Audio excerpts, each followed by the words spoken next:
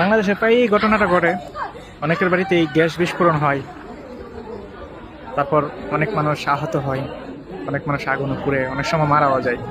তো এটা একবারে অসচেতনতার কারণে এরকম দুর্ঘটনা ঘটে। অনেক সময় তেল বা গরম তেল কইরা গ্যাসের পাইপ লিক থাকে, তো এগুলা অনেকে দেখে না। তো গ্যাস লিক থেকে বেশিরভাগ বিস্ফোরণ হয়। অনেক সময় গ্যাসের বোতলে মেয়াদ থাকে না, এটা আমরা বাংলাদেশের মানুষ দেখি না। এই ঘটনাটা এটারই বাস্তব প্রমাণ। দেখা গেছে গ্যাসের বোতলের সিলিন্ডারে মেয়াদ থাকে না, এগুলো নিয়ে আসা হয় বাসায়। দেখা গেছে অনেক সময় গ্যাস লিক থাকে, অনেক সময় চুলায় লিক করে, ওইখান থেকে এইসব বিস্ফোরণ ঘটে। তো সবাই এইসব বিষয়ে সচেতন থাকবেন, এই ভিডিওটা দেখেন। আল্লাহ সবাইকে হেফাজত করুক, এরকম দুর্ঘটনা কারো বাসায় না হোক, কোনো মানুষের সাথে না হোক।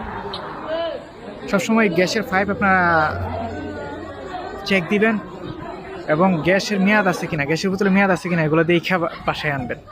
যারা সিলিন্ডার গ্যাস ব্যবহার করেন সবাই সচেতন থাকবেন।